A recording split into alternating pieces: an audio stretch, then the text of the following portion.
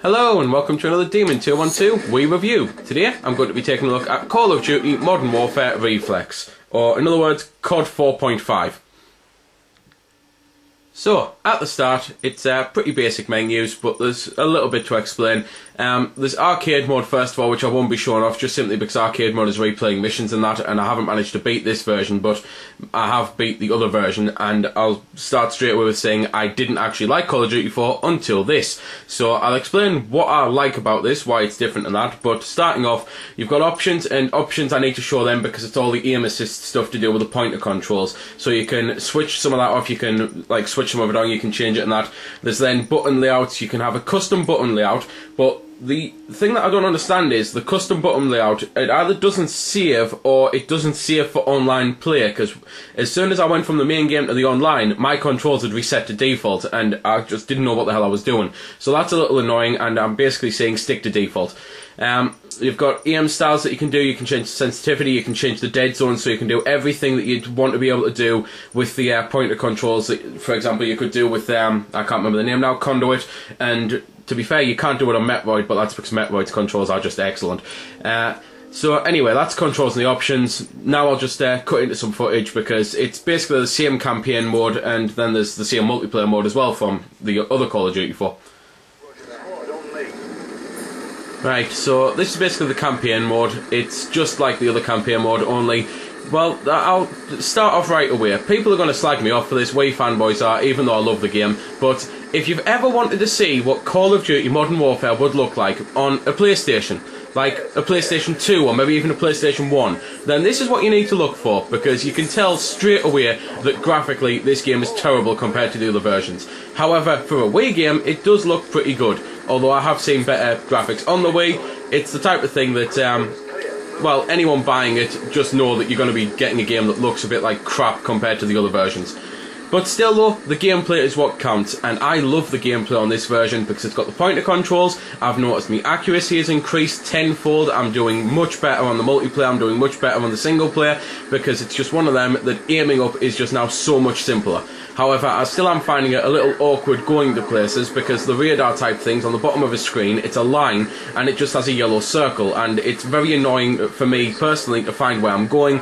I personally prefer the setup on the second one because it's slightly different, but even so, this is still, they've just done wonders, they really have. You look at it and you just think, wow, I never thought a game like this could ever make it to the Wii. Even the online is fantastic. I've had less lag on this online than I had on the PlayStation version. I don't know how the hell they've managed that, but it's just fantastic. The campaign mode is pretty much everything that you'd expect, really. There's some sneaking around like on this mission here, there's some all-out fighting and massive battles and that, and it's just basically go around, kill things, do your objectives and stuff like that, and it lasts about 6-7 hours long, depending on how good of a gamer you are.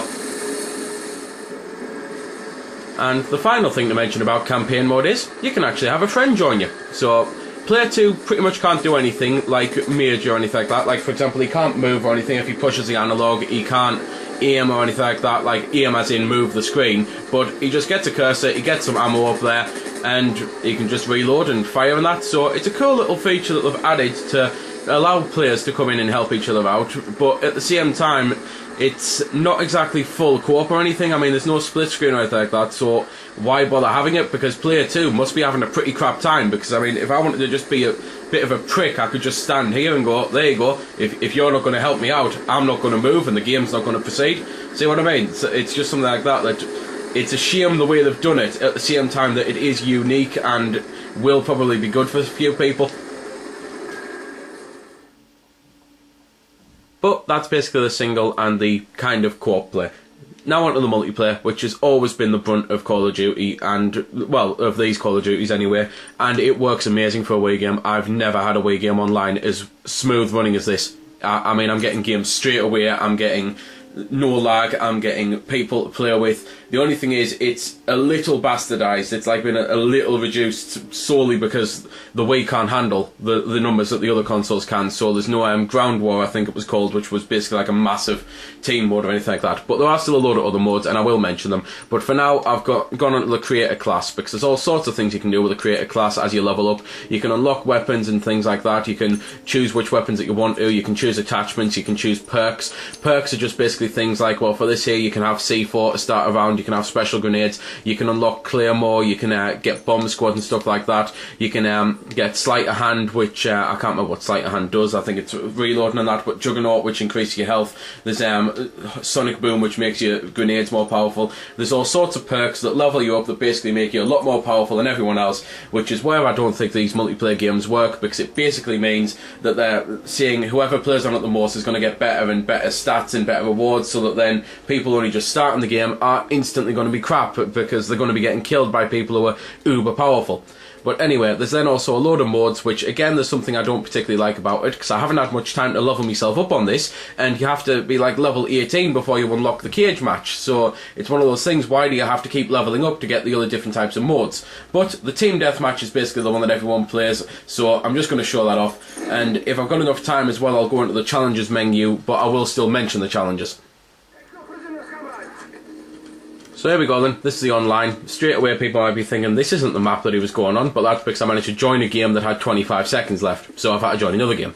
But the online works really well, as I say, it's smooth, I'm not getting much lag or anything like that. To be fair, I haven't had any lag at this moment in time, but, well, watch this, I'll get lag now, just for the review footage, but anyway, it just works exactly how you'd expect online to work. You have to go around, and it's very team-based on the team modes and that, and for example, you can get bonuses and that after getting kill streaks, which will help you out. So like you can get a radar that basically shows you where the enemies are. You can get a helicopter to come out and it'll just fly around killing the enemies for you, and it works really well. It has, as you can tell, been toned down graphically and that, but as I say, that's just solely because the Wii, unfortunately, isn't powerful enough to handle the numbers that the other console versions do. However, that's not me slacking the game off, because as many people will know, I outright hated Call of Duty 4 on the PlayStation. I've made my remarks about the game well known, but there's just something about this version. I like having the pointer controls, it's increasing the accuracy, and I just think it works all so much better. Don't get me wrong, I do actually think they've increased the console versions anyway, because Modern Warfare 2 on the PS3 I just think is brilliant. And to be fair, just quickly mentioning the PS3, of course you've got free online for this and the PlayStation version, so you don't have to worry about any online fees or anything like that. There's still friend codes for this, but it's one of those you don't really need friend codes. It's the type of game that you'll never really have problems finding people to play it with until like another 2 or 3 years down the line, because I mean, this is the thing you've got to think of as well. Yes, this is a 2-year-old game, and yes, it's only just came out, but it still is a 2-year-old game, so the fact that there's still so many numbers playing this online is really saying something about how good the online is, and how bad I am at the moment, because I'm too busy talking, I'm walking into stupid blind alleys. But to be fair, there's nothing really I've got left to say about the game, other than that if you're after a first-person shooter on the Wii, you've got basically the choices between this, The Conduit, and Metroid, and I personally think this is better than the other two, easily.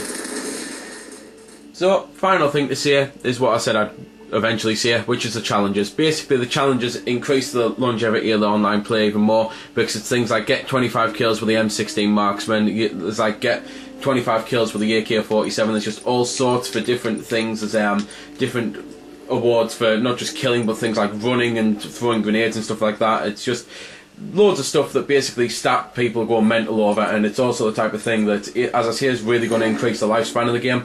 So yeah, that really is the last thing to say, other than, yet again, this game is brilliant. Go out and get it. If you've still never played it over the past 2 years, get it now. So there we go then, that's been the review. I hope you've enjoyed it, or at least found it helpful. You might have noticed I didn't score the game. Well, that's because it's a matter of personal opinion, and yours may very well differ from my own. I'm just here to show you a bit about the game. If you like it or not, well, that's up to you. If you don't like it, or you do like it, feel free to comment. Also, if I haven't answered any of your questions that you may have had, I might have forgot something, or it might just be something obscure. Again, feel free to comment, ask, always willing to help out. Otherwise, if you don't like commenting on YouTube, head over to www.vc-forums.com. where you can chat with me and a bunch of other lads who love the VC, the WiiWare, and hell, even a lot of other systems. We cater to pretty much everything.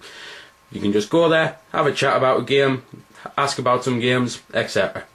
So until next time, this has been Demon212, signing off.